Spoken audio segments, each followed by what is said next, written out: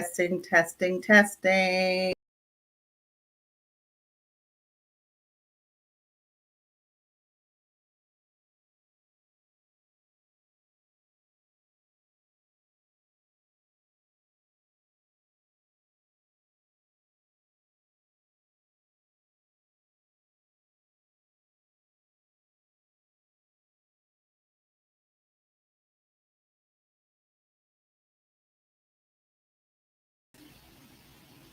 All right, you guys, let's see. I'm starting it over. I'm doing something else here. Hello, hello, hello. All right, you guys. You guys, forgive me. I'm starting it over. I'm doing something else here. I'm trying to make sure that I'm not being muted because I'm trying to do something. Welcome, you guys. Welcome. Let me know if I get muted. I'm using my computer for work now, so had to unplug some things. So I do apologize for that. But it keeps popping me into mute. So I'm hoping that I unplug whatever I unplugged is not going to affect my broadcast. I'm going to just see for a minute. Hold on. Let me see. Okay. Sound like I'm doing good. So you guys like and share as you come in. Welcome, welcome, welcome. I'm going to keep trying to watch this mute button. I hope and pray you guys let me know if I get muted. I hope and pray I'm going to leave it just a little bit so I'll be able to hear. Okay. We're going to talk about something, you guys. Jason Walker. I don't know if you guys have heard anything about this case, and it's out of Fayetteville, North Carolina. And I'm gonna play it. I'm gonna share my screen, so y'all bear with me. You know, I'm new at this sharing screen stuff, but I want to mention one thing, you guys, before I even start the broadcast or talking about Jason. Let me help y'all out. I am trying to help us to understand that every time we come in contact with police does not mean that we have to die, right? Hold on, you guys. I'm sorry. My thing is not bright enough here. Is that too bright? Ooh, that's really weird. I'm sorry, y'all. I should have did this earlier. Ooh, that's disgusting. That's too bright. I'm sorry, you guys. I'm trying to. I never know until I get on what we gonna do here with the lighting. Sorry. I know y'all said this lady crazy, but I want you guys to get to the place where every time we have interaction with police, we don't expect to die. Okay, it's been known to every time they come out, every time you call them, we die, and we are failing to realize that that's not normal behavior. That's not normal in the white community. And I'm going to show you today on today's broadcast that they have let me get a nice word. I'm not trying to get my live messed up, but they have brainwashed us. Okay, let me just use that one to believe that every time they come in contact with us, we die. And it's okay. I've heard Black people say, oh, and I remember back when the young woman that had the knife, she's 15, and she had called police because two adults had come over her house and was trying to fight her.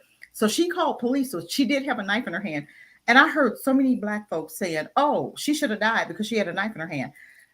We have got to stop allowing them to dictate what we think about us. We've got to stop allowing them to tell us that it's okay if you die. They already victimized you when you die, and then they want to victimize you before you die to make it seem like it's okay that you died.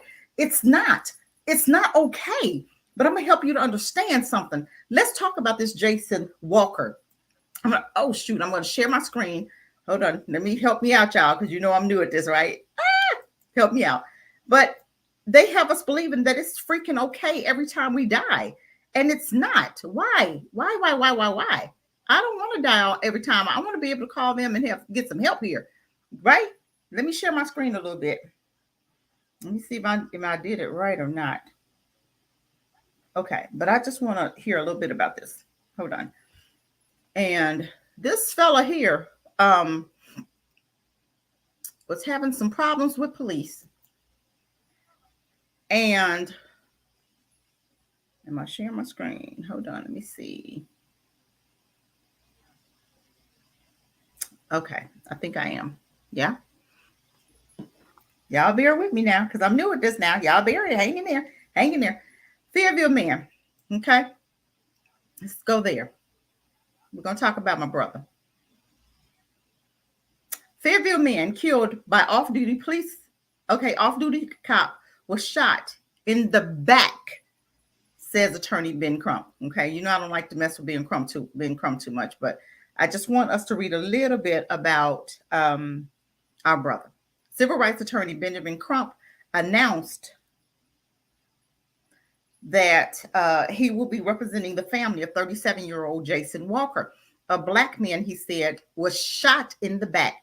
Now, if the police officer said that he's feeling threatened, why was he shot in the back? That's one question I have, okay? A black man who was shot in the back as he tried to return home on Saturday in Fayetteville, North Carolina. Crump said in a statement to the Daily Beast on Tuesday that Walker was shot less than 100 yards away from his parents' home. We stand committed, blah, blah, blah. Okay, we have reason to believe that this case was a case of shoot first, ask later. Okay, and that's what it is all the time with us. Every time we look around, they want to shoot first because they feel that they have a reason to, because they feel like this is a great chance for us to take one of them niggas out, period. And that's all it is. We have to understand that that's the first thing they think about when they come to see us. They know somebody's gonna die, and they know it ain't. They're hoping it ain't them. But let's continue. We have a reason to believe that this case was a case of shoot first, ask later, a philosophy seen all too often within law enforcement. We look to the North Carolina SBI, State Bureau of Investigation, for a swift and transparent investigation so that we can get justice for Jason and his loved ones, okay? Let's see. Off-duty police cops who fatally shot black men identified in North Carolina, okay? But I want to go to the news to where, hold on, I want to go to the news, hold on, because I want to see, hold on, that's not the one. Hold on, family. I want them to talk to me about this. I don't want to have to read it. I don't want to have to. My son's body cam footage shows. Let me see if I can get this one up. Hold on, because I want the news. I want the news part of it. I don't want to have to read it. Oh shoot, because I had one that would. It wasn't. It was a news caption. Hold on. Hold on, am I going too fast? Hold on. Where are you getting that suitcase in that for? Hold on, honey. I'm talking to minimum life. Let me see. Let me show you guys this one here. Okay, let me just say it. The off-duty cop who fatally shot black men identified in North Carolina. In tweet on Monday, Crump asked why was this level of excessive force necessary? We need transparency and answers as to why this off-duty officer ended Walker's life. Okay, Walker's family declined to comment for this story on Monday night as protesters swarmed outside the Fayetteville City Council voted unanimously to approve a resolution requesting the Department of Justice probe Walker's fatal shooting for possible civil rights violation. Okay.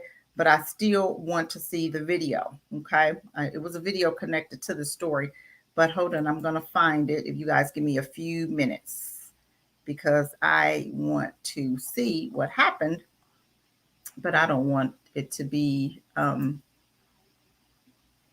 want to see the video. That's what I want. Okay, let's look at this, okay? Now, this is a police officer here. Let's play it. Let's see if I can get it. GoHeavy.com. The video cannot be played here. How come? I don't understand. If they have it here, why won't it be played here? Okay, it says witness says Jason Walker jumped on the truck's hood before Fayetteville shooting. Body cam footage shows. Okay, but still, my thing is, why is it that we always have to die? Okay, maybe this one will let me play it. I had one up that was, gonna let me play it, but let me see. Hold on. See if I can get this one to come up. See if there's another one. Okay, hold on, you guys. After an off-duty deputy shot and killed a Fayetteville man. Fayetteville police released 3 body cam video clips today, and 2 of those are Jason Walker's father. CBS 17's Justin Moore is joining us now live from Cumberland County. And really? Oh, Lord. Come on. This is crazy. No commercials. This is crazy. No commercial. Confirms a lot of what the deputy said on that 911 call that we heard earlier this week. That's right, and we just heard from the dad on last night at a news conference. He was calling for justice for Jason. For the first time, we are hearing from witnesses on the scene after an off-duty Cumberland County deputy shot and killed 37-year-old Jason Walker. This witness, dressed in a navy blue sweater, is Anthony Walker, Jason's father. And I was trying to get him to come back over here, and I called him. I said, "Come back, Jason." He come out into the street. Right. You can hear Walker tell the Fayetteville police officer what he witnessed. I saw him. He jumped up. That fella jumped up on the hood, and he jumped out his car and shot it. Lieutenant Jeffrey Hatch told the 911 dispatcher a similar story about why he shot Walker. Driving down the road, and he came flying across Bingham Drive running, and then I stopped so I wouldn't hit him, and he jumped out my car and started screaming. Okay. Pulled out one of the daggone windshield wipers, and he hit the windshield. At a news conference on Thursday night, Walker's father said this when asked about his son. I don't know what to say about my son. I just don't know what to say. I can't hardly talk about it. But I want to thank you. Later in the video, police interviewed two other bystanders. One is Elizabeth Ricks, the lady who aided Walker until paramedics arrived. In the video, you can see her husband standing in the background. He was already on the ground, but he was in the truck, and he came up, and I don't know what exactly happened. I don't know if he got into the car or he was actually hit. I don't know. He was starting out. I just seen a man on the ground when we pulled up. And I saw him he hit had ran out him. in front of him and hit his car, came up on his car, so he shot him. Okay. Y'all hear that right? Let me make sure I didn't miss none. Okay, hold on. Let me make sure I'm not missing nothing. Now, Walker's dad told police he didn't know if his son had a mental illness in that video. This video How do you was not know released if your just son hours have a mental before, illness? A few protesters out here gathered here in downtown Fayetteville, marching for justice for Jason. Now, the police department is trying to get the court to allow them to release more of this video. I heard that it is about 20 hours worth of video live in Vegas. How's it 20 hours worth of video? Okay, family, help me out. Please help me. Okay, something's not right. We get in the middle of everything, okay? So the man, either he jumped, when I first heard the story, they said that he was hit. Okay, now I'm not hearing anything about that, but now we're hearing that the guy jumped up on the truck. Okay, but still, did that deem for him to shoot him? Why did he shoot him? That's what we need to understand. What happened in the midst before he shot him? Why is it that he shot him in the first place? Why is it that every time something happens when it comes to police officers, we end up dead? I don't understand that. I'm going to show you some other stuff, okay? I'm going to close that. Okay, I'm going to close this one. I want to help us to understand that we don't always have to die, family. Not always, okay? I'm going to show you some different instances where police officers have been shot at. They've been chased with knives. They've been tased. They've been assaulted by white folk, and they don't die. Tell me why. This guy jumped up on the truck. Okay, I know that was his personal property, but does it deem him death? Does it still mean that he has to die because you jumped up on my car? I'm going to get out and start shooting. I'm not going to. Oh, excuse me, you guys. I'm sorry. Why would you get out the car instead of getting out, maybe trying to find out what's going on? Is somebody chasing him? Did I pull up and he was trying to elude being hit? So you jump up on the truck so you won't get hit? Or did he not see the truck and until the last minute, then he jumped up on the truck? What happened for this guy to say that he felt threatened by an unarmed black man? And that's the key, unarmed, okay? Unarmed. We're always unarmed, but we still end up dead when these white folk have guns, they have knives, they have tasers, they have all this stuff in their hand, and they end up living. Let me help you understand something. Read the title here, family. 8 white people who pointed guns at police officers and managed not to get killed. Well, let's see what they're talking about here. While I'm going to keep that title up so you guys know, let me, okay, you see the title, right? Okay. While a white guy is seen wandering around in a public waves a gun, at the police. Usually, women, the police usually tries to talk him down, right? He's probably just having a bad day. Oh, hold on. Let me read that again. Because what I just heard was, we're not going to shoot him because he's having a bad day. But was Jason Walker having a bad day, and he died anyway, being unarmed, but being black? Let's talk about this, family. You read the title: 8 people who pointed guns at police officers and managed not to get killed. Okay, I'm going to go up a little bit because I want to get all of this story. When a white guy is seen wandering around in public waving a gun, the police usually try to talk him down. He's probably just having a bad day. Even if the white guy happens to be pointing his gun directly at an officer. Now, this is fair use, you guys. I want y'all to understand this is a fair use act, okay? Because this is educational purposes only, okay? His interaction with the police is unlikely to end in the exchange of gunfire. This is called white privilege. Okay. Recently, history suggests there's a certain methodology for how police handles nearly identical gun-related incidences, while white guys get arrested, while black guys get shot. Help me here. Outraged. If not, you need to pay attention. You should be very outraged at this. I just read you something that told you that usually when we come in contact with police, armed or unarmed, Jason Walker, I didn't hear about a gun. I didn't hear that he was threatening the police. I didn't hear that he was, acting violent in any way. I heard that he jumped on the truck, and automatically, instead of that officer getting out to find out what's going on, he started shooting. He was off duty, right? Anyway, but still, you're an officer 24 hours a day. Long as you have that badge and a gun, you are an officer. Period. Off duty, you're an officer. On duty, you're still an officer. But why didn't he ask, or why didn't he investigate first before pulling his weapon? Just like he would have done if the guy would have been white. Let's continue. Okay, I want y'all to help me out here. Y'all help me out. I'm going to try to get rid of some of this stuff on. Okay, stop seeing. Okay. 1, let's talk about this one here. Armed white guy was armed white guy. Okay, has standoff with police, then gets his gun back. Listen to this. Last May, an armed Michigan man had a standoff with the police as he stood in front of a Dairy Queen, waving a loaded rifle around and angrily shouting. When cops arrive, the man, John Hausman, refuses to identify himself, grabs his crotch, flipped the bird, and cursed them out. Hausman was intoxicated and didn't have an ID. For 40 minutes. Are you guys looking at this? For 40 minutes, the police tried to get the belligerent man to put his weapon down. All the while he was screaming, "The revolution is coming," and accused the cops of being a gang. Okay. He told the police he had a legal right to threaten police officers and their families. Now, he told police this, okay?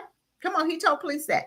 Now, okay, I'm not going to go through all the... Who wants to see this dude? Get off of my screen, man. Let's see you. I have a... Please, y'all pray for me, because I have a strong dislike for that man we just saw.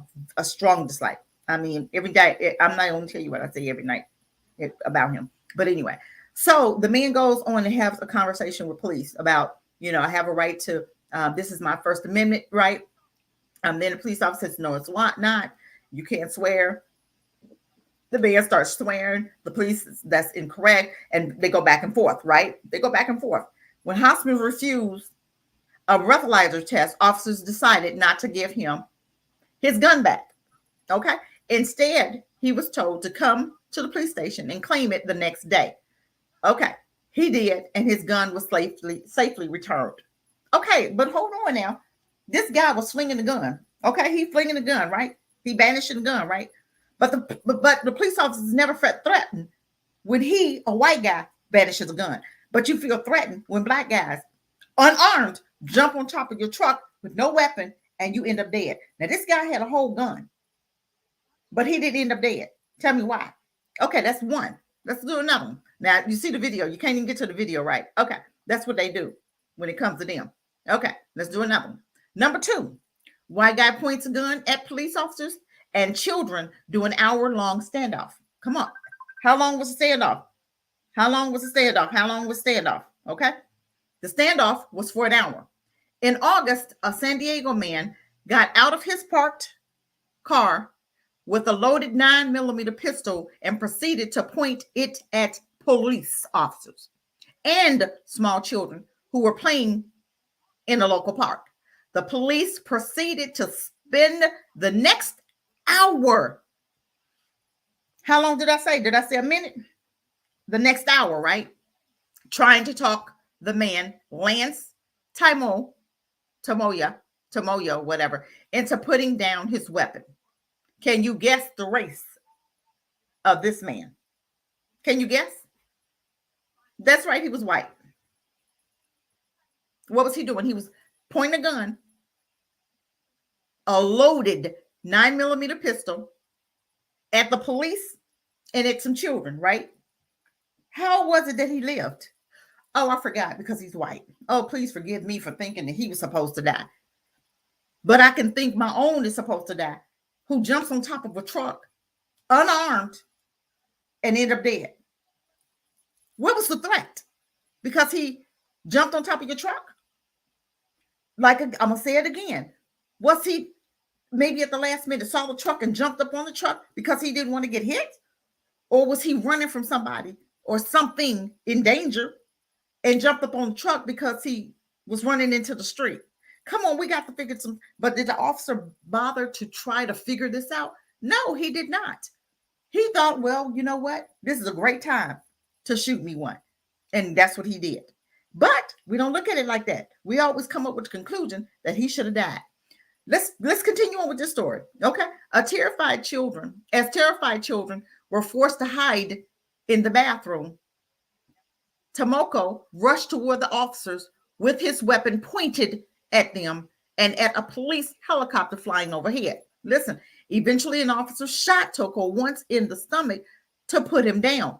He fell to the ground, but his gun remained within reach. The police then called Toko on his cell phone and spoke with him for 15 minutes before he agreed to surrender. Okay, this one got shot, but did he die? Did he die? No. Come on, let's finish.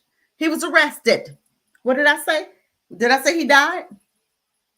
Did I say he died? I told you, I said he was arrested. But Jason Walker, what happened to him? Michael Brown, what happened to him? Tamir Rice, what happened to him? Come on.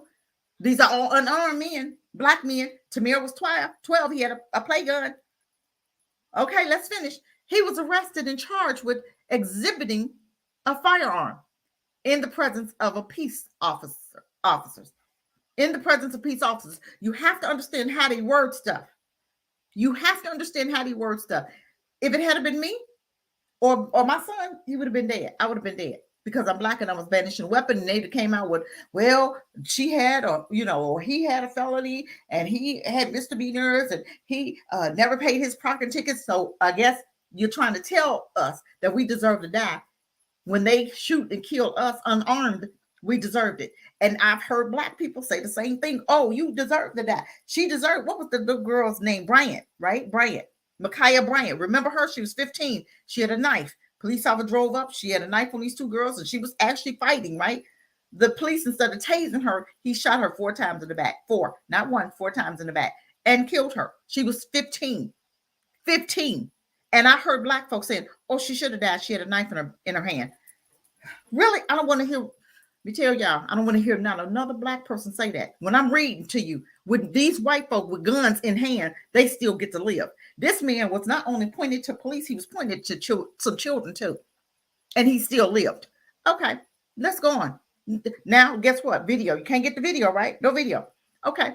Number 3, white man arrested twice for road rage with a gun.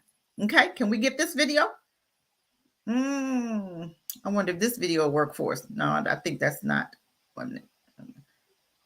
Okay, let's go down. In October, a Tennessee man was arrested for waving a loaded gun during a road rage incident involving another man and his son.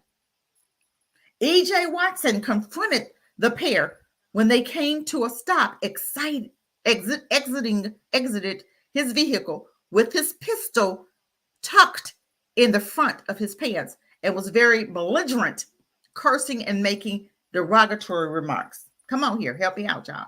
The victims called 911 and police pulled Watson over a few miles from the weapon wielded episode.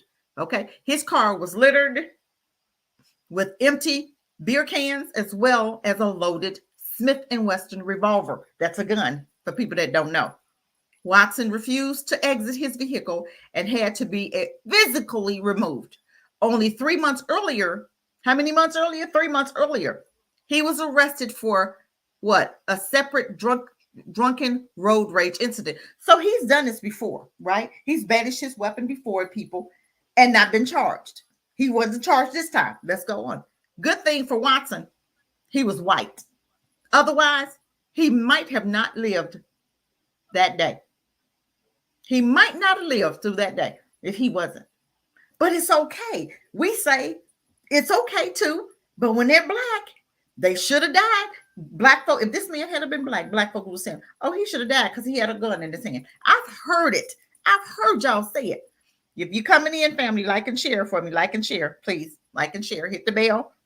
Hit the bell. Hit the bell. And I want to get some people. We got to get some people. We got to work with this channel to get it increased, okay? We have 319. Let's see if we can get 400 before this week is up, right? Let's see if we can get to 400 before this week is up. That's like and share, you guys. This is not easy. I get so upset, y'all. Y'all paying me to get my blood pressure up. I'm doing it. At least you can like and share the video. At least you can share it. At least you can join. At least you can hit the bell to know when I'm coming on again next week. Because I may come on. My schedule is so crazy right now. I may come on Tuesday, Wednesday, or Thursday. We just never know. Okay.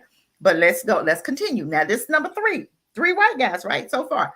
Okay. Now we're going to the 4th one. Okay. White guy arrested for firing BB gun. Okay. He was firing a BB gun at the police officers. Okay. I wonder if we can get a video. Can we get a video of this one? No, it's not going to let us do a video. Nope. No video. Okay. Let's read this one. A 22-year-old from New Hampshire faces 1 count of reckless conduct after firing a BB gun at Concord Police in September. Answer me this. Why is it that when it's videos with us doing something, we can find the video, but when it's video of them doing something, the videos won't work? Tell me why. Oh, okay. See, this is what I'm saying, family. They have mind. I keep wanting to say that word. I'm not going to say. They have brainwashed us to believe that anytime something happens to us, it's our fault, that we have to die. And then they go into to victimize us. But I remember one time when that white boy shot up that brothel in Georgia, the reporter was trying to bring up his past. And what did that black mirror, Keisha, said? Oh, we're not going to victimize the victims. We're not going to victimize the shooters. We're not going to do that. We're not going to victimize. Oh, but when you're black, you can victimize. But when you're white, you can't. Okay, I'm sick of this. Let's continue. The 2 police officers were making around a routine traffic stop at an intersection when the man openly fired from a nearby apartment building. They arrested the culprit, Jesse, whoever he is, who was already on probation for a similar incident. Okay, help me out now. Did you just hear what I read? He had already had charges. He was already on probation for a similar incident before, right? But see what they do. They tap on their hand, they let them go. But they give you 64 years, 65 years, 45 years. Okay, let's continue. The judge resided over the case, commented that he was worried about the white guy's safety following the most recent BB gun firing episode. Poor white guy. Okay, let's go on. I don't even want to see the video. I don't. Now, this is another video. You can't even get to this one. Look at this one. Tamir Rice was walking around a Cleveland park holding a toy gun that uses non-lethal plastic bullets. A police cruiser pulled up, and within 2 seconds, Rice was shot and killed by rookie Timothy Lohan, right? Loehman, right? Okay. This is what this is what we're saying. But this white guy can shoot a whole BB gun and he can live. But Tamir Rice had a plastic gun with plastic bullets that wouldn't hurt anybody.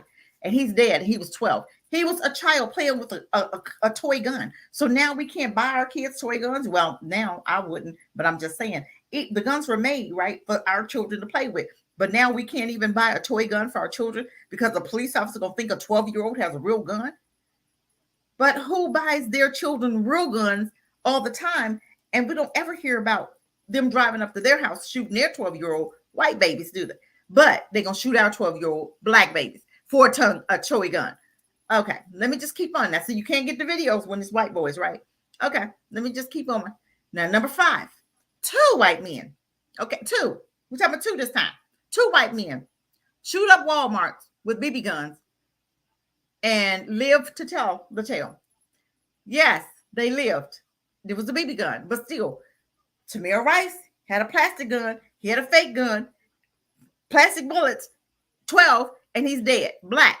These 2 boys, 2 white men, have BB guns.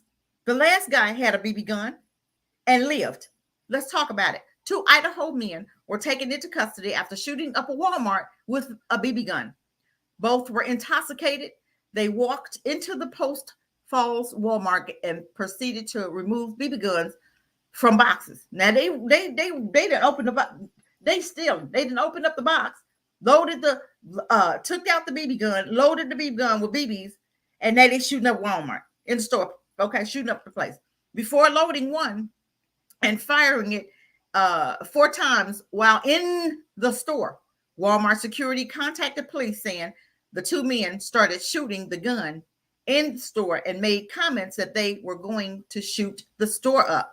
According to one Walmart employee, the drunken men approached him and asked if he wanted to join them in their shooting spree. Ain't that something? But they lived. Come on. 2 white guys were taken into custody without incidents instead of being shot and killed on the spot. Okay. Now, Tamir Rice was what? 12, play gun, plastic bullets, died. He gets shot by the police and died. These 2 white guys in Walmart physically shooting up the store with a play gun, a BB gun. It's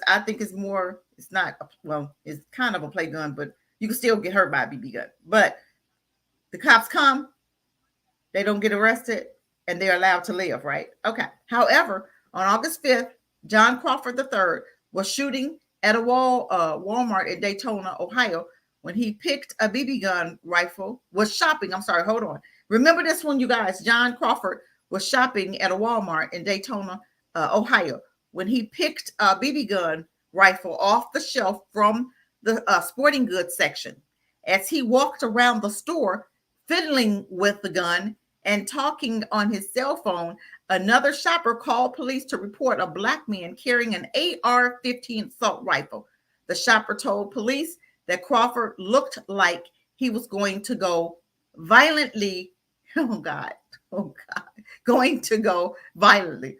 Crawford was shot and killed by police while in the store. We don't see nothing wrong with this, do we, family? We don't see nothing wrong with this, right? Now, you had 2 white men that were shooting inside the store they lived. Crawford, and I remember the story, Crawford, John Crawford III, look it up. He was actually shopping in Walmart at the time. Crawford was shot and killed by police while in the store. Come on, let's talk about it. On the 911 call, the dispatcher can be heard saying, Walmart, a black male, 6 foot, wearing a blue shirt, blue pants, in the section holding a gun pointing.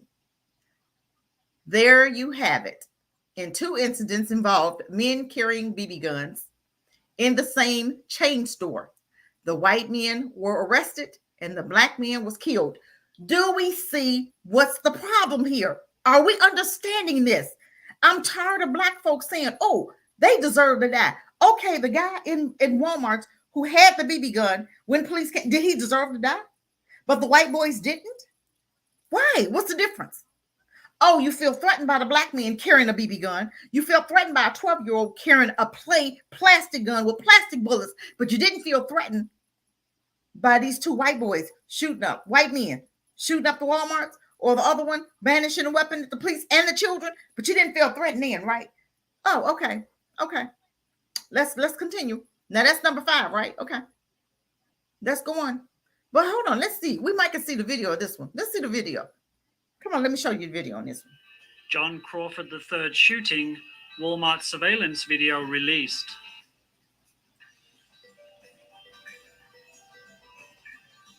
Now this is John Crawford video. Now look at him. He walking around the store. He then went to the gun area. Crawford picks up a BB gun, pellet rifle.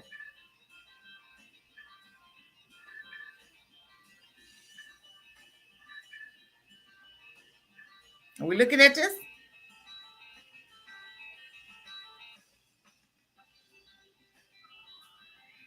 See?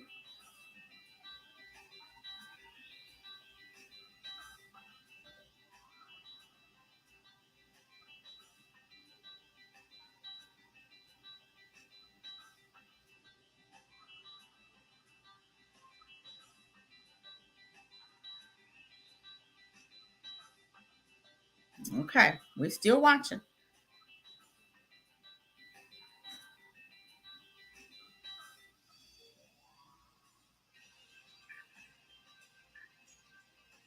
How long did it take for the police to get there? Now he's testing out the rifle. He's, touching it and, playing with it, right? Okay, let's see. Here comes the police. Look at the police. Look at that. You see them? Look at that. Dead. Look at the gun on the floor. He's still moving. Get the Tomo News mobile phone app, uncut and uncensored. Search for Tomo. All right, did we see that? Okay. We understand that, right? But we still say, oh, he should have died because he had a weapon in his hand. Okay, but white boys have weapons in their hand all the time and don't die. So y'all need to stop saying that. Okay.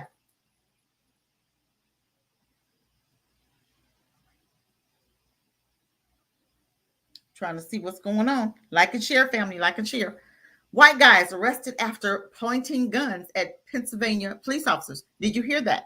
White guys arrested after pointing guns at Pennsylvania police officers, right? All right. Just this month, Pennsylvania State Park Police arrested a man after he reportedly pulled a gun on an officer. Okay, Jed Frazier had driven his car off the road into a ditch. When police approached the vehicle, the man pulled a handgun from his coat pocket and pointed it at police. If he was black, what would have happened? Put it in the comments. What would have happened to him if he was black, family? Okay, but did it happen to this white guy? Okay, but let's look and see. Officers took shelter.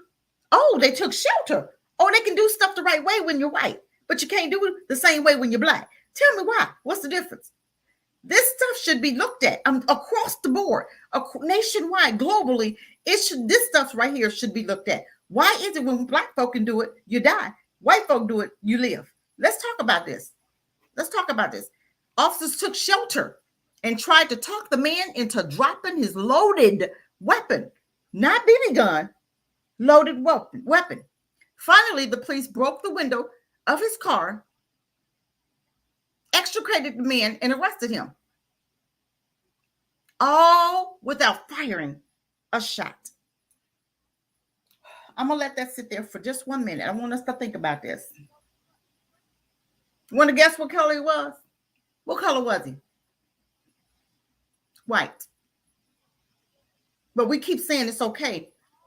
They should have died when they black. But we don't say this about the white folk, do we? We don't ever comment and say, oh, he was white, he should have died, do we? But you'll say it about your brother. Y'all better change our mindset, black family. We got to change our mindset because it's sickening. It sickens me when I hear, oh, they should have died. Because I heard about the 15-year-old, Micaiah.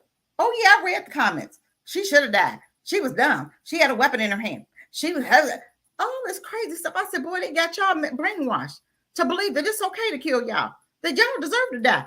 And then they victimize you. They make you look like you was guilty when he did shot and killed you dead.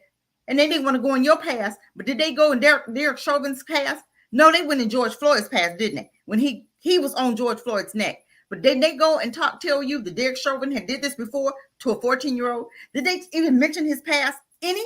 No, but they talked about George Floyd past, trying to make it seem like it was okay. He needed to die. He was a nothing. That's why he's dead. Seriously? Who are you to tell? Who are you to tell us when we need to die? When yours live all the time, yours really need to die. When shooting up schools, you're shooting up what? Walmarts. You're shooting up daycares, nightclubs, but you don't ever deserve to die. Okay, let's go. Number 7, white woman this time. Dressed in body armor, arrested after shooting into cars and pointing guns at police. Okay, what was she doing? White woman, dressed in body armor, arrested. I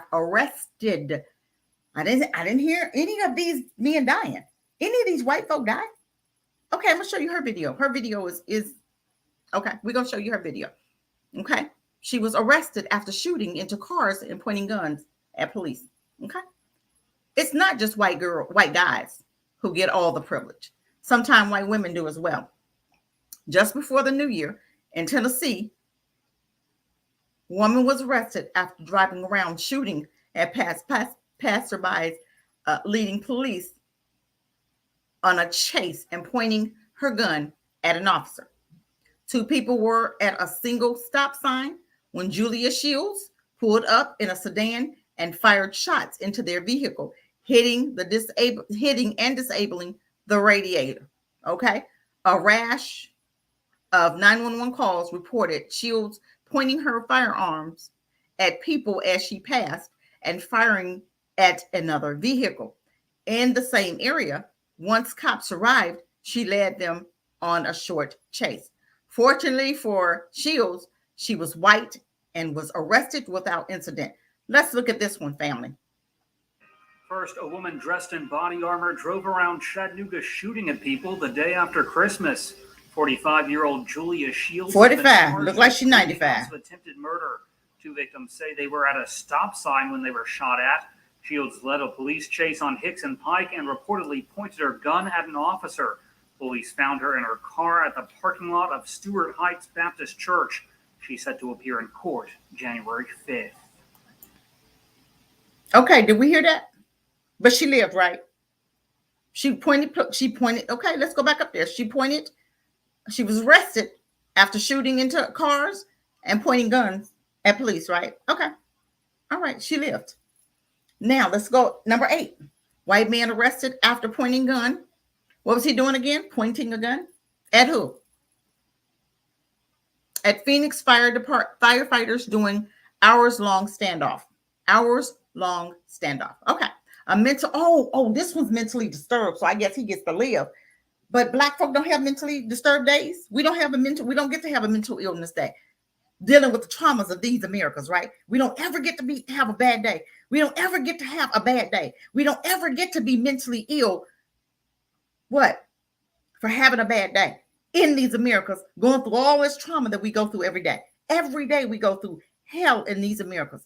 But we don't ever get a break. We don't ever get to have a breakdown. We don't ever get to have a mental illness day. We don't ever get to just be tired of what we're going through and just flip out that one day. Because if you do, you die, right? Okay, let's keep going. A white man arrested after pointing gun at a Phoenix firefighter during an hour-long standoff. A mentally disturbed man. Oh, this one's mentally ill. Let's check on the mentally ill man, how they treat him. Okay, he's mentally ill. All of this privilege they got, but they mentally ill.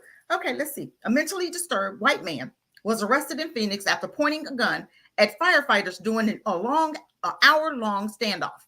Stephen Whitlock opened his apartment door with a gun in his hand. When firefighters stopped by to conduct a wellness check, somebody saw the gun. Somebody saw this person with a gun in his hand. They called the fire department, called the police. The fire department get there and doing a wellness check. I didn't know firefighters do wellness checks. I thought police officers do wellness checks. Firefighters do wellness checks. Okay, let's continue. The firefighters dropped their equipment and ran for cover. Whitlock then grabbed their equipment and barricaded himself in his apartment. Police engaged in an hour-long standoff an hour long, but Tamir Rice got what, seconds? Did he get an hour? Did they even investigate to see why Tamir Rice had this gun? Was it a real gun? Why did this baby have a gun? He's 12. Why wasn't why didn't it take an hour for them to investigate if his gun was real or not? But it took an hour to talk him down, to talk his gun out of his hands, right? It took an hour. But Tamir Rice took seconds. You could not even pull over to get out your car and tell him, baby, put the gun down, to find out if it was real or not. Let's continue. Oh boy. Police engaged in a 1 hour standoff with Whitlock before forcing themselves into his apartment and taking him into custody. Did I say they shot him? Did I say they killed him? Did I say he was dead? Well, taking him into custody means that he lived, right? Okay, I'm just wanting to make sure we understanding ourselves here. I just want to make sure y'all understand. I didn't say nothing about he died, did I? Okay, but Tamir Rice died. 12 years old, he died. Okay, took seconds, but this man got a whole hour. Remember the 2 kids that we talked about that was in a shootout with the police officers, 14 and 12. They had that like an hour. But you heard on the radio, the one police officer sergeant said, "Don't shoot him, don't kill him, don't shoot him, don't kill him." That's what he kept saying, making sure that everybody heard. We're not harming these, we're not harming ours, right? Don't shoot him, don't kill him. That's what he kept saying, right? Okay, I did a story on that. Look it up. Okay, compare that with what happened to Kajima Powell, Kajime Powell, who was shot and killed by St. Louis police officers after walking toward them with a knife while screaming, "Shoot me, kill me now." And they obliged him, didn't they? Okay. He was walking toward police, okay, with a knife. With a knife, I didn't say with a gun, because with a knife you can tase, right? With a knife you can tase them, right? And get the knife out their hand, right? Okay, but they shot him, right? Okay. Police ordered the mentally disturbed black man to drop the knife. Police ordered the mentally ill black man. Police ordered the mentally disturbed black man to drop the knife, and when he didn't, they shot him.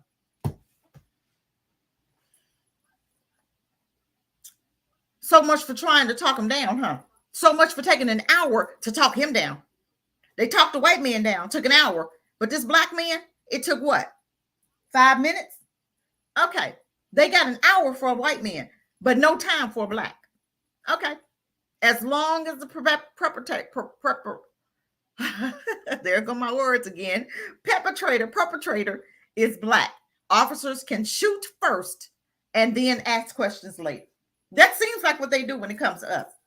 And nobody is saying anything about this. Black folk don't even say nothing about this because we give them okay. And they say, well, she had a knife, she had a weapon, he had a knife, he had a gun, he had Ma'Khia Bryant, she had a knife, so she deserved to die. That's what I hear from our people all the time. The white folk ain't saying this because he was mentally ill.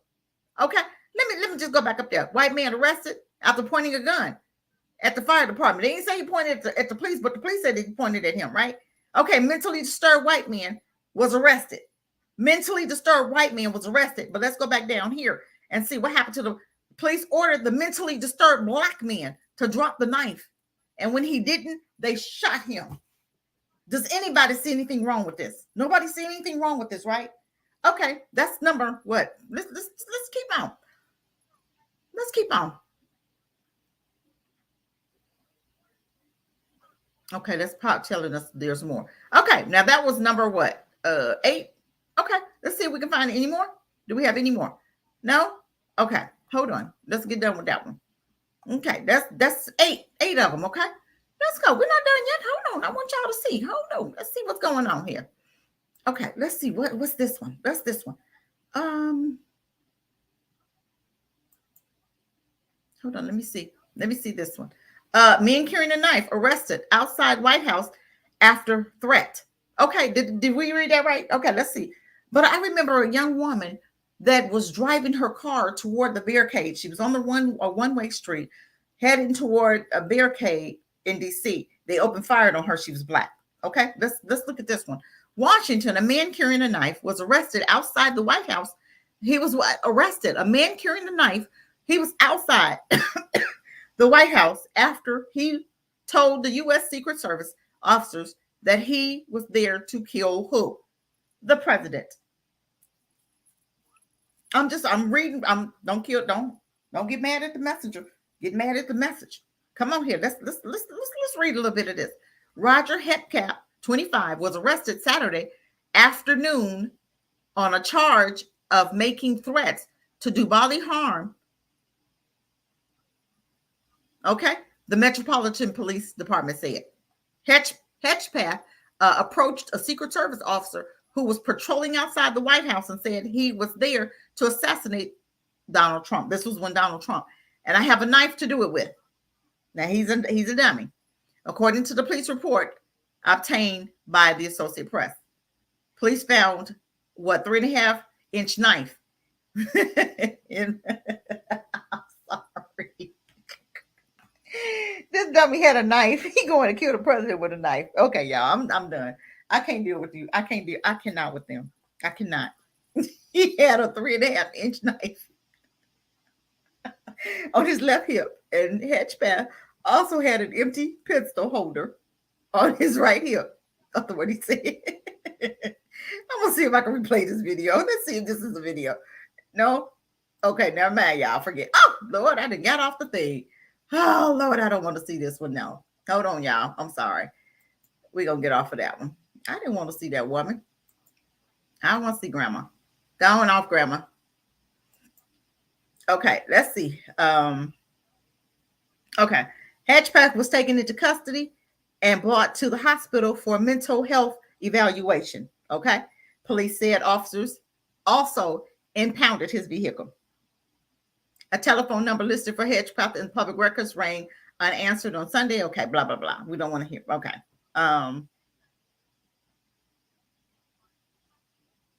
Let me see if I can find another one on here. Oh, I'm sure I got some more. Hold on. I ain't done. I'm just making sure we're done. Okay, this one's done. Okay.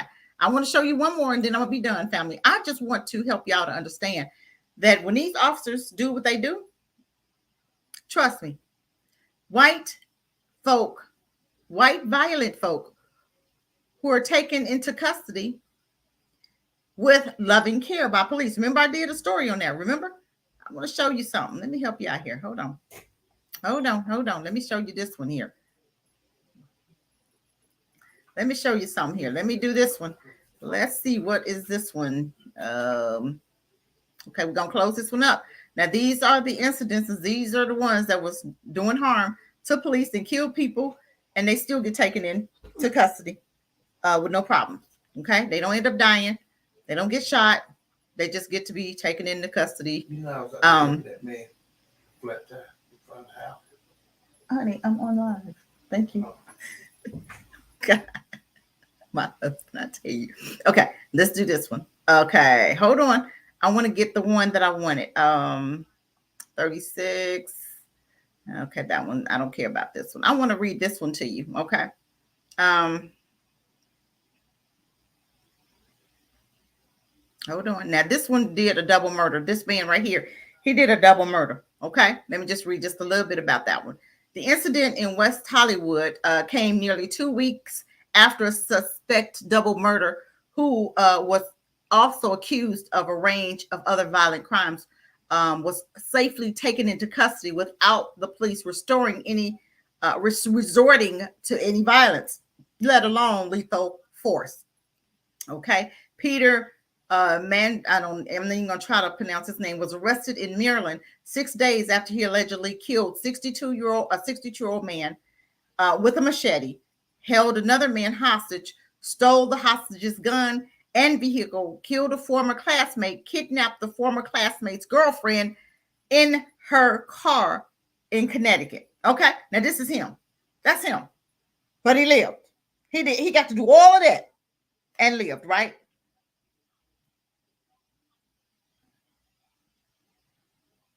Okay, we're going to keep on. Let's keep on. Okay, come on. I don't want to talk about that one no more now. I want to show you this one. This is what I want. Hold on.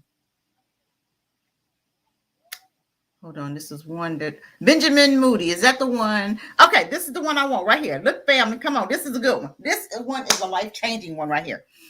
Benjamin Murdy, M-U-R-D-Y, Murdy. Okay. A Hartford, Connecticut, Hartford County, Maryland fired nearly 200 rounds from a rifle and a handgun while police never fired a single shot. Okay, what did I just say? How many rounds did he shoot at police? How many rounds did I say? I forgot. 200 rounds. And the police didn't shoot one time. Okay. But when it comes to black folk unarmed, we die. And I hear black folks saying, oh, they should have died. They had a knife. They had they took the police baton. They took the police taser gun. They had a gun.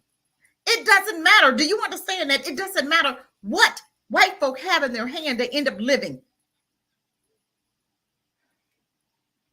Dylan Roof had a whole AR-15, rifle or shotgun, whatever you call it, in his hand, excuse me, when the police came, right? After he killed 9 people, but they still didn't feel threatened, did they? Why? And he ended up living. They ended up treating him to a whole meal because he did a favor for them. He killed 9 people in a church who was having church service. Nobody felt nothing. That goes to show you. I ain't gonna say what I was gonna say. I ain't gonna say it. I'm gonna be nice. Let's get back on to Benjamin Moody, whatever his name is.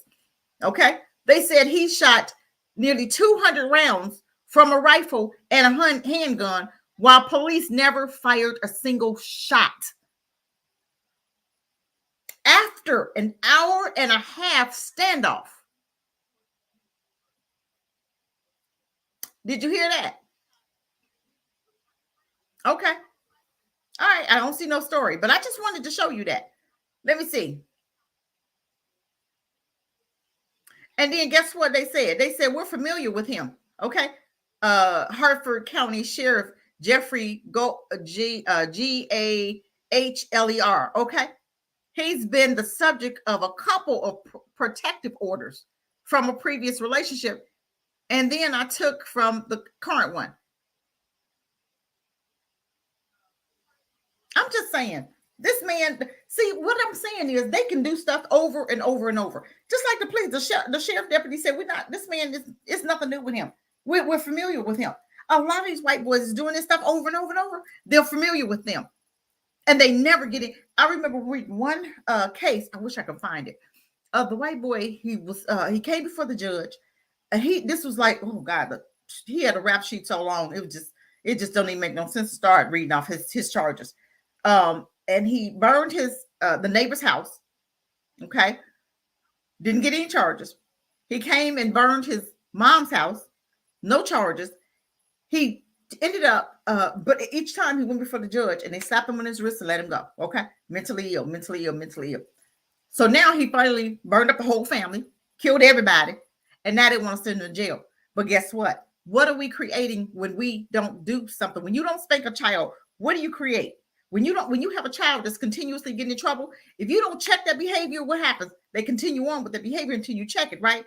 Once you punish them and spank that tail, you tap on that little bottom, what happens? Oh, it's almost like that brings them to their, senses, right? But he never got spanked. He never got jail time.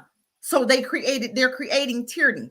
That's what they're creating. They're creating little monsters who knows that because I'm white and I say so, I'm not going to get in trouble, so I can keep on doing what I want to do, because I'm never going to go to jail unless they really do something like Dylan Roof. He went to jail because he killed 9 black folk. That's the only reason why he went to jail. Other than that, if it had been one, he'd have got off.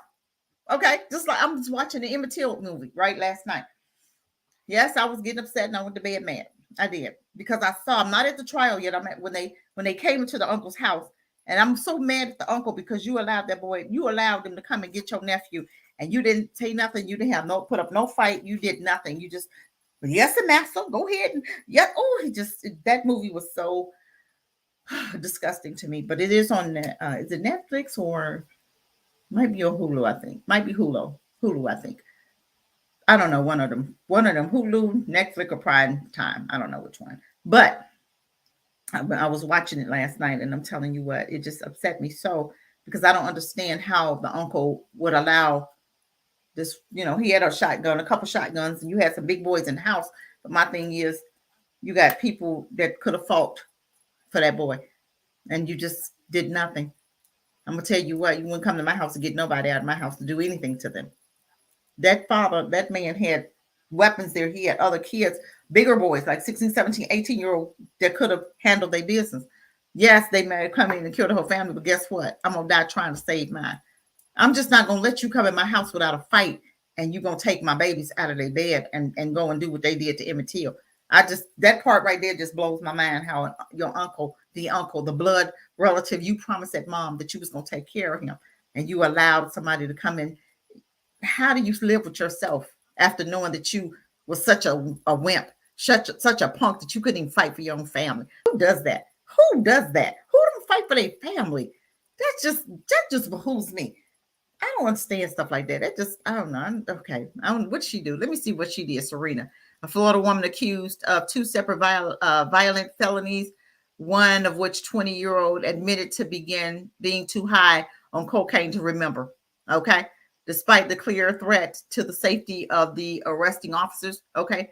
A threat that police have quickly killed Black suspects over. Okay. Probus was somehow able to be peacefully taken into custody, and as a result, smiled proudly in her mugshot. Look at that. She's smiling in her mugshot. I lived. I'm white and I say so. I lived. I get to live. Look at that. I get to live. I get to live to get out of jail to do it again another day. Ain't that so? But contaminant is Michael Brown doing this? Tamir Rice doing that? Those 9 victims that died in that church that Dylann Ruth killed, are they doing that? Were they able to smile?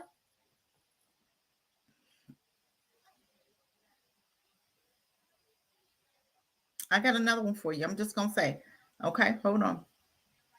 Let me see.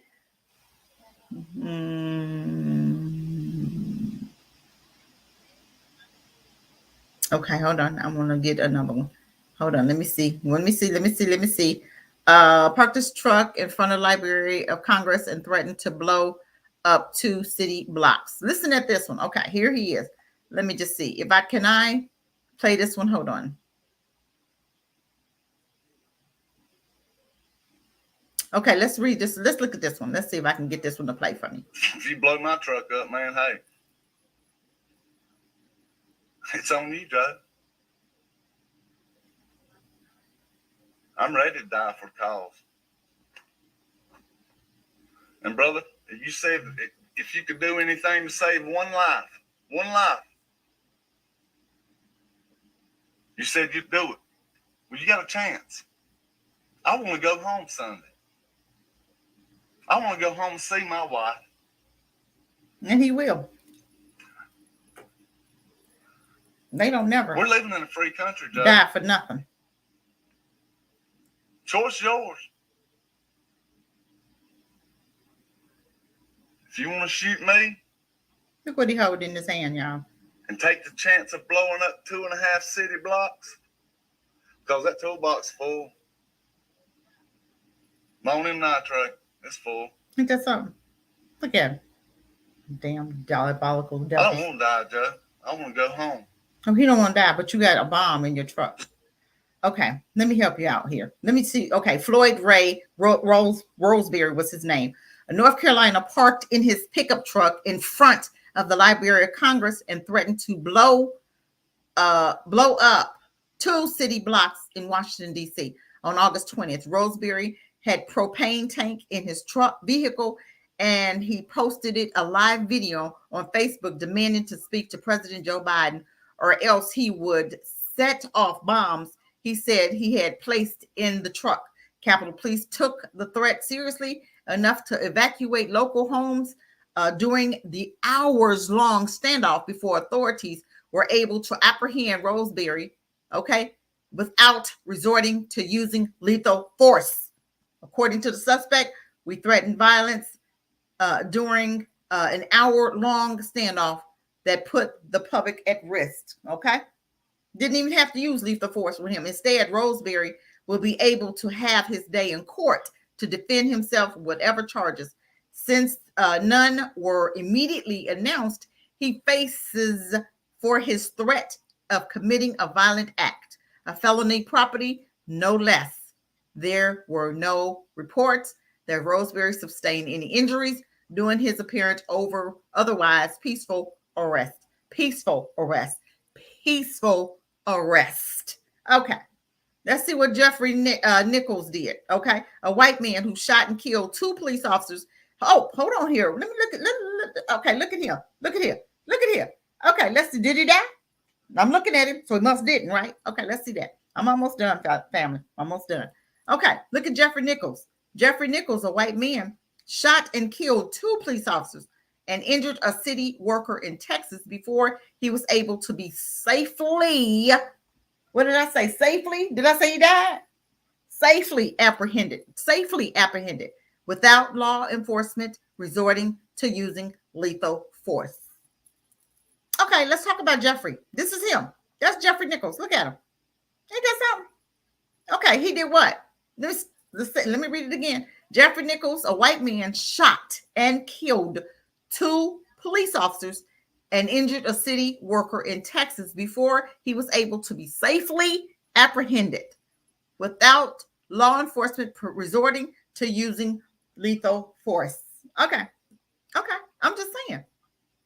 Capital murder charges were filed for killing 2 deputies from a Calhoun County Sheriff's Office in Texas.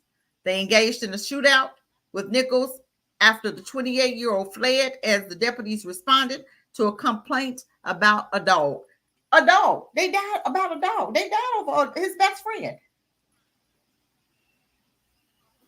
He resisted arrest by fleeing in his car, barricading himself in his house and the town of Eden before the deadly shootout broke out.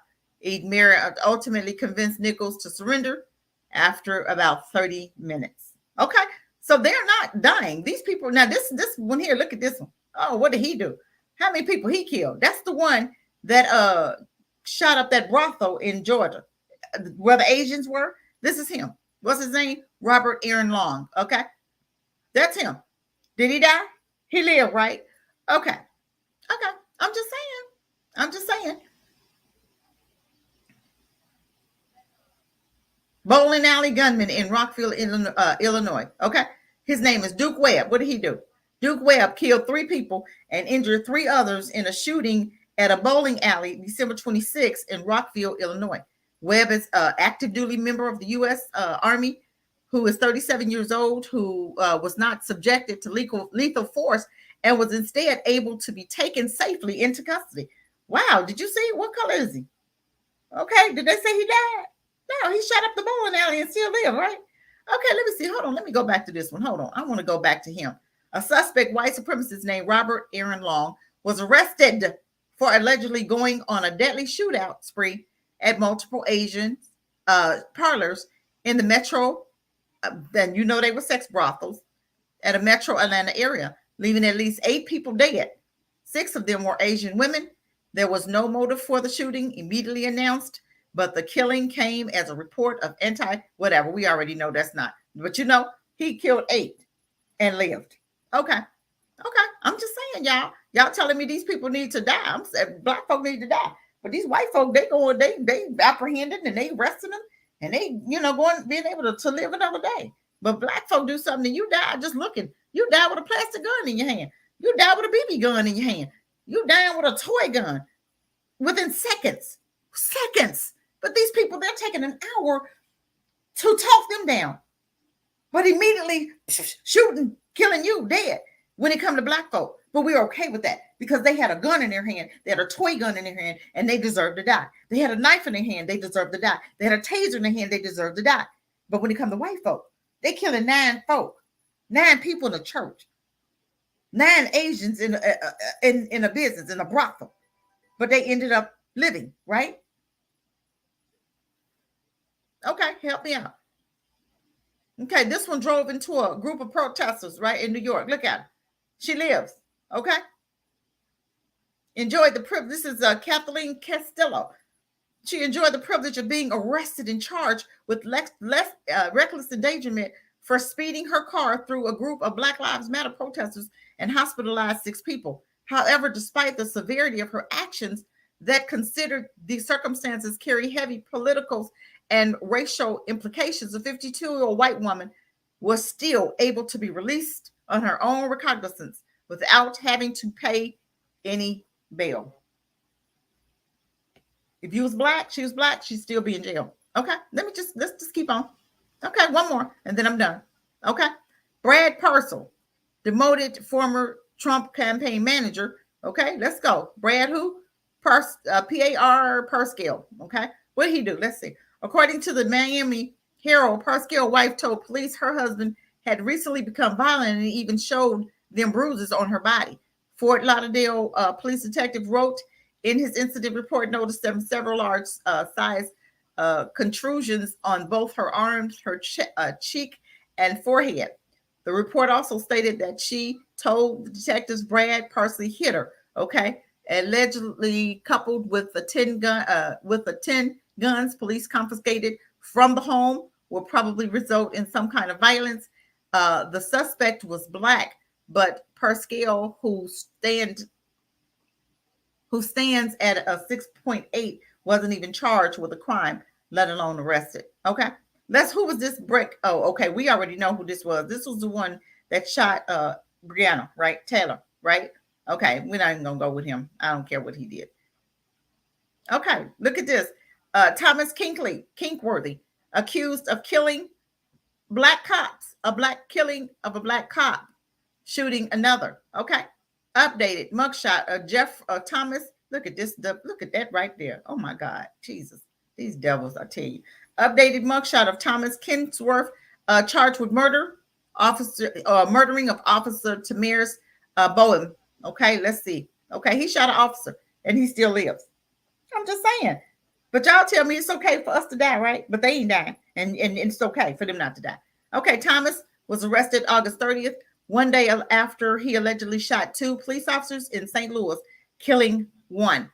Both officers were black. According to the local news, police had identified Kingsworth as a suspect before arresting him. What did I say? Shooting him, arresting him dead? Did I say killing him dead or shooting him? No, they arrested him, right? Okay, I thought so. And knew that he had a lengthy, violent criminal record. They usually do. When they do stuff like this, these people have records after records after records, and they never go to jail for it. But let's continue. I'm almost done, y'all.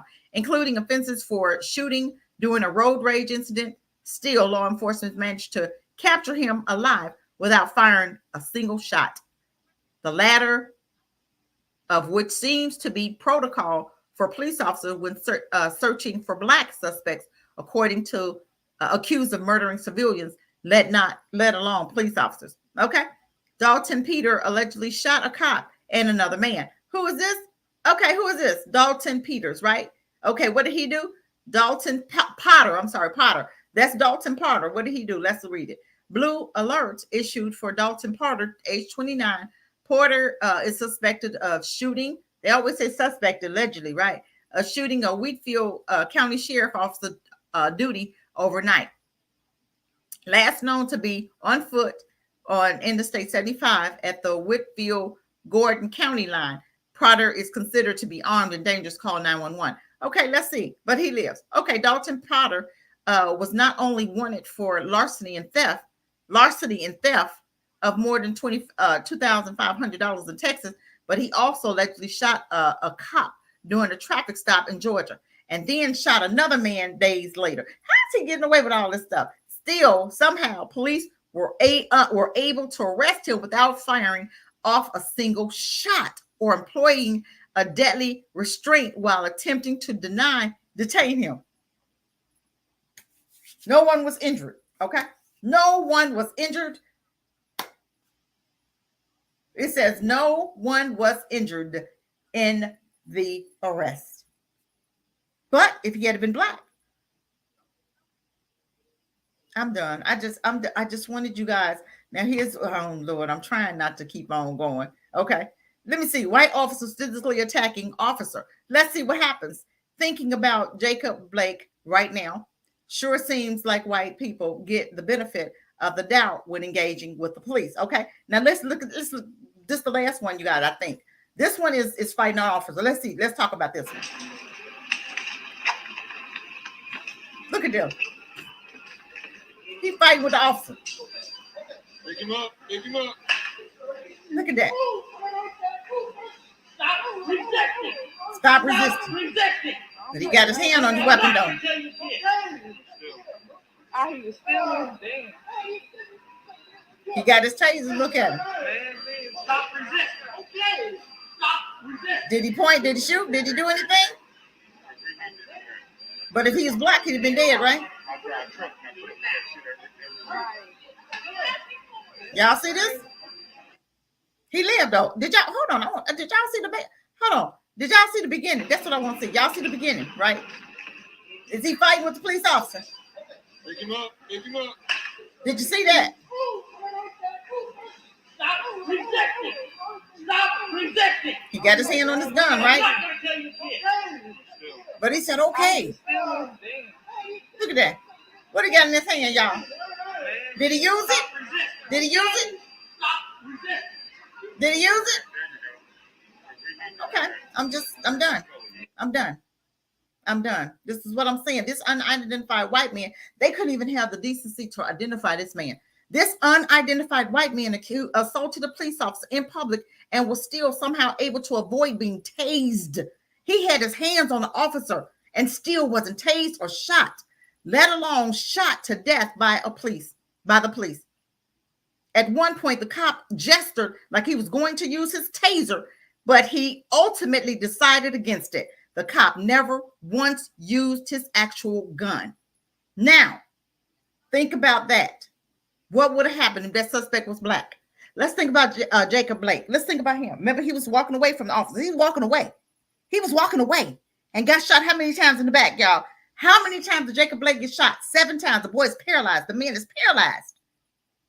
He got shot 7 times in the back for walking away. No threat. Wasn't even threatening the officer.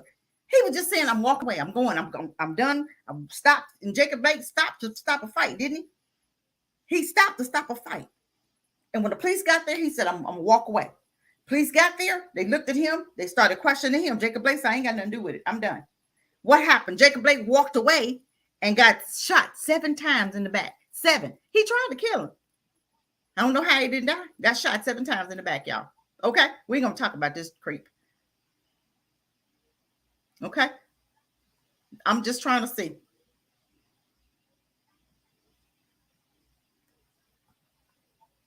I keep saying one more, don't I? Well, we already know about them too, but one more. An unidentified white suspect. Hold on. Of being an unidentified white man suspected of being an active shooter who allegedly injured a police officer was still able to walk out of the West Hollywood, California home that he had barricaded himself in. I think I talked about this. An intense standoff with cops. Reporter said the man was armed. However, even if he wasn't, it is still noteworthy. He was not killed. He was not shot, which is a typical response to a similar situation involving black suspects. Okay. This one here, he shot an unarmed black man. Okay. And the story he told Anthony, now this is Anthony Trufillet or whatever, Trufillet, I don't know, whatever the hell his name is. Okay, let me read this one. And hold on, I'm going to try to be done. Hold on. Let me see. Oh, this one, y'all. We got to see this. Forget about Anthony. Here, let me show you this one. This is Matthew Bernard. Killed 3 people. Read this one. Look at this one. He running down the street naked. Look at it. And the police is running. He running after the police. Look, y'all. Look at this fool right here. Look at this fool right here. Y'all stop, please. Look at this fool. Look at this fool right here. He butt naked. He sprayed him, but it didn't shoot him, did he? He butt naked running. Look at him. Look at him.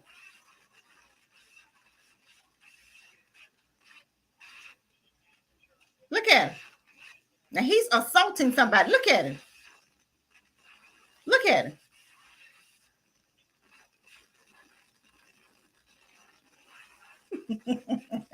Boy, these devils. These diabolical devils. And demon warning. Look at him. Look at him. Y'all, please help me. I'm done. He gone. He's still running after him, huh? If he had been black, remember the time the black guy ran for the police officer, he shot him in the back and then tried to plant a gun on him? What was that? Y'all remember that one? The black man, he stopped the black man for a broken tail light, right? Look at him. He running toward the officers. Look at that fool. Look at him. Look at him. You got the K9 after him. The K9 when he ran from him. Did y'all see when the K9 ran from him?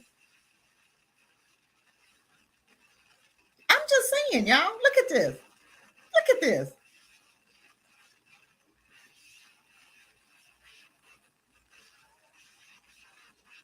Okay, but they got him. But he lived. He lived, though, right?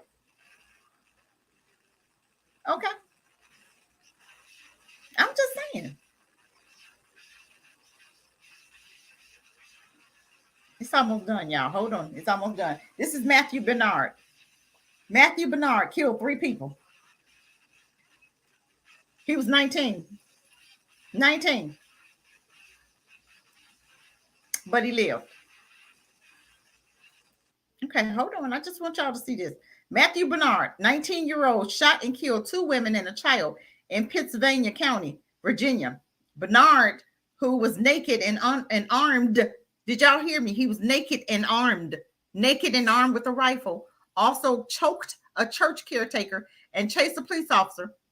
He posed such a threat to the public that 7 local schools were locked down, according to WDBJ.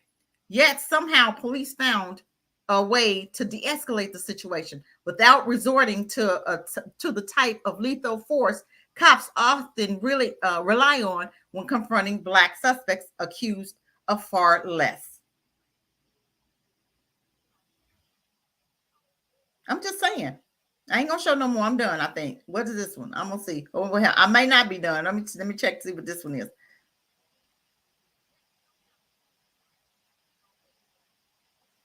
Okay, I'm trying to see if I'm gonna do this one. I'm trying to get done, y'all, but these fools. Hi guys, this is Kyle Wilcox with ABC 13. I am live in Keeling at the moment after the sheriff's office confirmed that 3 people were killed this morning right here on Keeling Drive. I'll turn around and give you guys kind of look at the scene of what's going on at the moment. But this is the current scene. There are officials out. The road is blocked. The public is not able to get around to it, but they've got several officials out here, cars everywhere.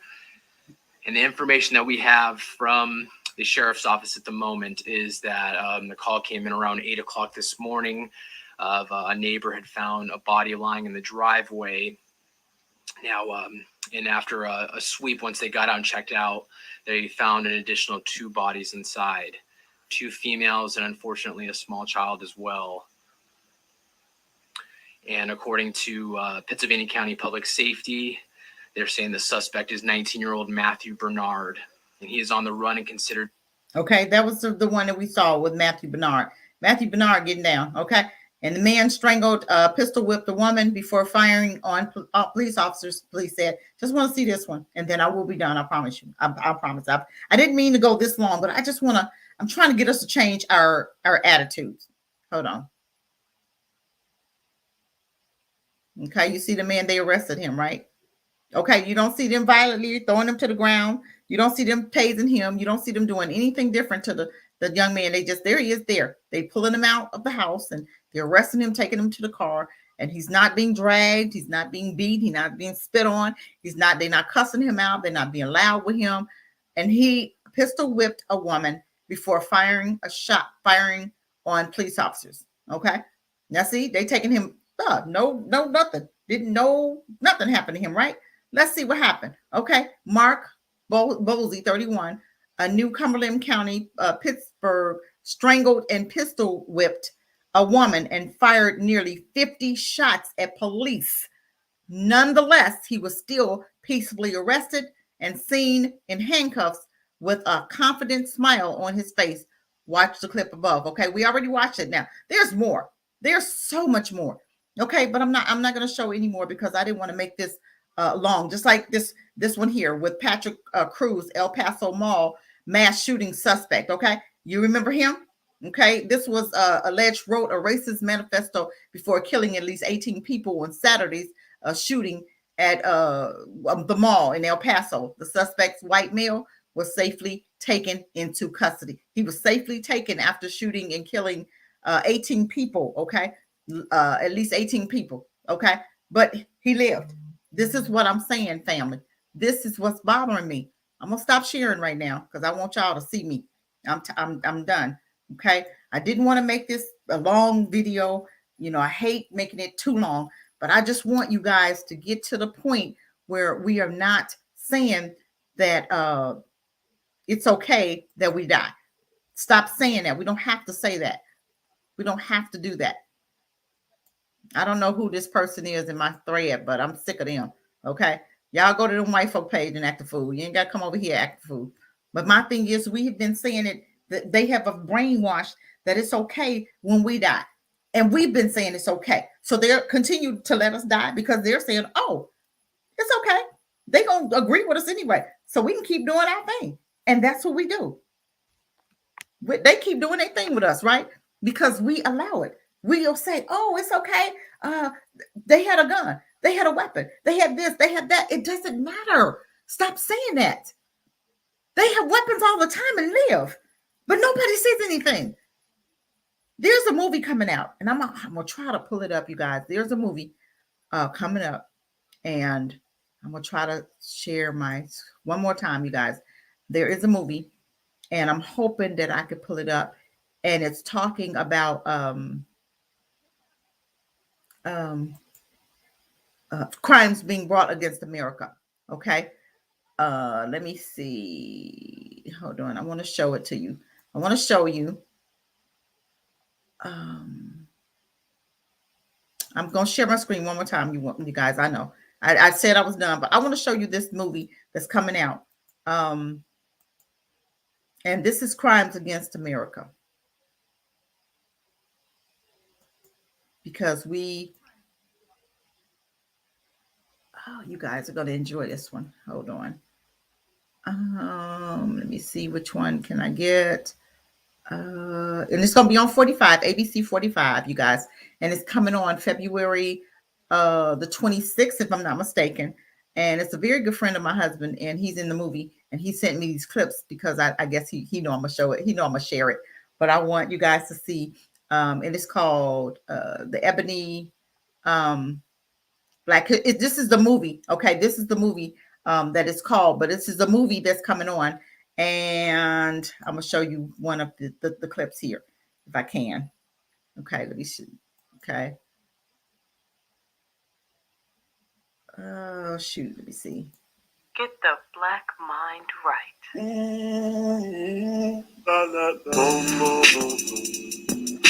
Get the black mind right. Get the black mind right. Get the black mind right.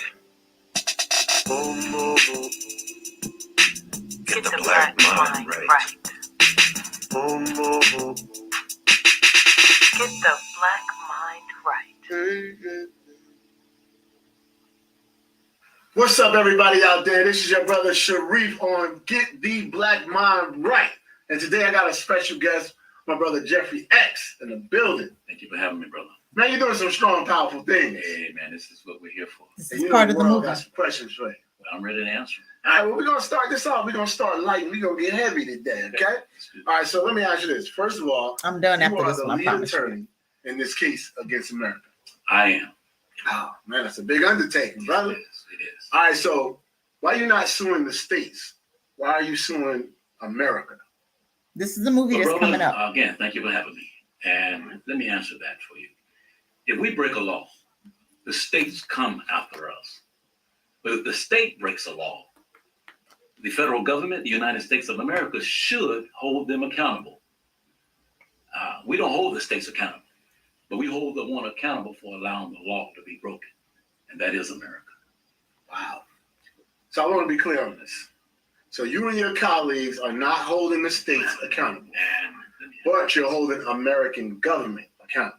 We're holding the United States accountable for allowing the states to violate our fundamental rights as citizens. Our civil rights, the 5th and 14th Amendment rights are all being violated. And America does nothing about it. So we're seeking reparations for the past, present, and future acts of racism.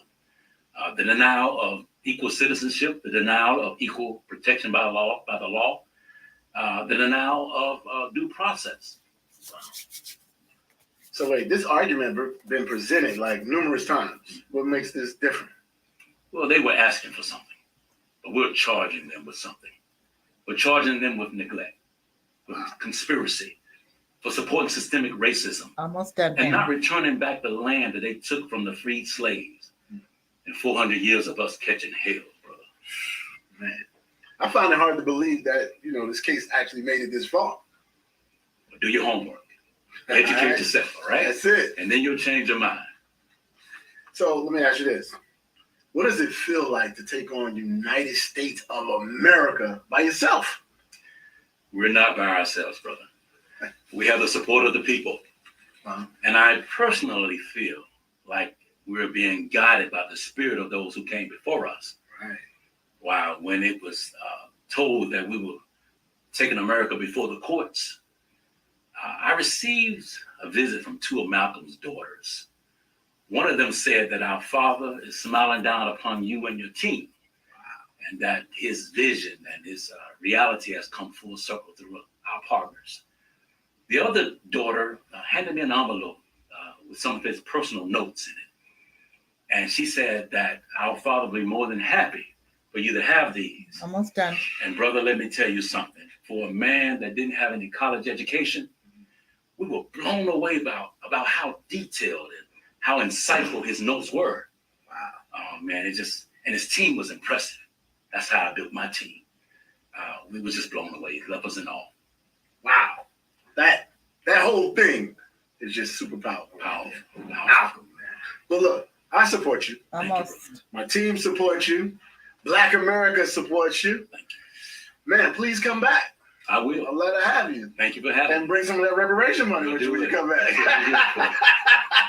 Look, man, thank you for coming. Peace. Brother Jeffrey X. Yes, sir. All right, Brother Sharif, and we out on Get the Black Mind Right Radio. Peace. Peace. Get the Black Mind Right. Oh, Lord, I didn't mean to do that. Okay, family. All right, family. I'm going to stop sharing my screen. That movie, the one with the red tie, is my husband's cousin, okay? And he is acting in this movie. And God, I can't remember what the name of it is. America on Fire, okay? It's America on Fire. America, am I typing it in there? I thought it was typing America on Fire. And it's, I don't want to tell you any more about it, but I want you guys to stay tuned for it. It's coming out February 26th. On channel 45. Okay. I didn't want to stay on here this long, but I wanted us to get to the point where we are stopped making excuses why it's okay for us to die.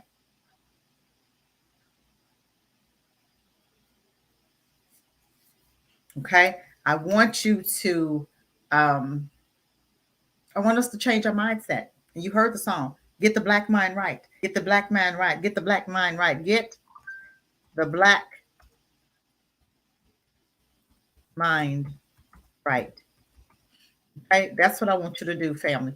I want us to get the black mind right. This right here is something that's very important because it is time for us to get the black mind right. Okay, I promise I wasn't trying to be on here this long, but I am trying to hit home at something that needs to be changed, something that needs to be looked at in our society. And with this movie, there are actually 205 attorneys that is bringing up America up on charges. And you guys can look that up. This is really a story. It's really happening. And they are now bringing up America on charges against humanity when it comes to Black people. So if you guys keep it up, I'm going to try to find more information on it. And I'm going to do a story on it because it's time. And I'm just praying and hoping that we can have more attorneys like this that'll come across the border globally that'll bring America up on charges, not just in Hollywood or North Carolina or Virginia. Across the board, we start bringing charges up against America because our rights have been violated. They've been gaslighting us for so long. We've talked about civil rights. The civil rights are on the books, but they're not sticking to it. One amendment says that we're not even supposed to look like we were enslaved. We have that amendment.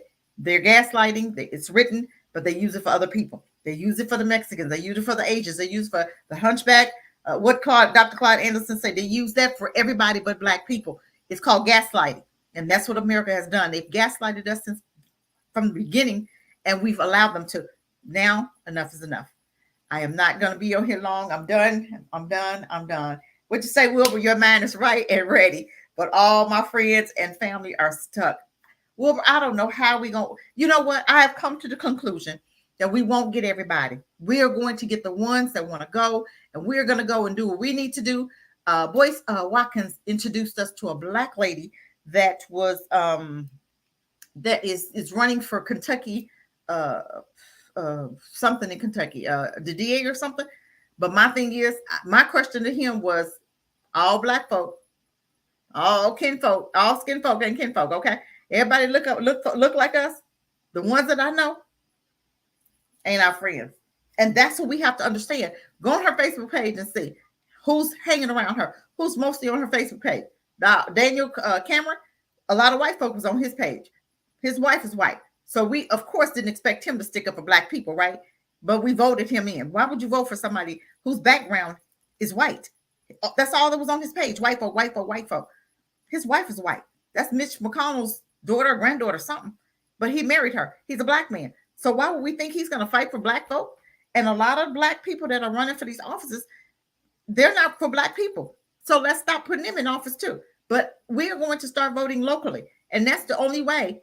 Welcome, welcome, welcome. This is the only way that we're going to be able to fight white supremacists is we vote locally. When we see a Black person running, we vote for them, get them in office. Mitch McConnell, James Clyburn. There's a guy in South Carolina, a Black guy. He's so country though. I love him though, but he's so country. Maurice, what's his name? Marcel, I think his name is. He's running and he wants to replace James Clyburn. You guys check him out. Check him out. Okay. I'm not going to get him up here now, but you guys check him out. And he was on Phil Scott's show. Okay. And he introduced him to us. So I found out a little bit about him, but I want us to start investigating these Black folks that's running. If they have a Black agenda, if they're going to have a Black heart and they're going to do for Black people, then we need to vote them in. And we can do this locally. We can solve our problem locally. All we got to do is get some Black folk in there that's willing to do for Black people and not look at folk and say, oh, they're Black, so we're going to vote for them. No, we're going to look at their background and see if they're worth getting our vote. Peace, family. I'm not going to be here any longer. I've held you guys way too long. I've always said I want to shorten my shows. I want you guys to start looking at the whole show. I hope it wasn't too long, but I want you guys to like and share. Hit the bell so that we can get to 400 this week. I want 400 people that are joining my channel. Hit the bell so you'll know when I'm on because my schedule is so crazy right now. And today I came on, I think it was like 3:00. Okay.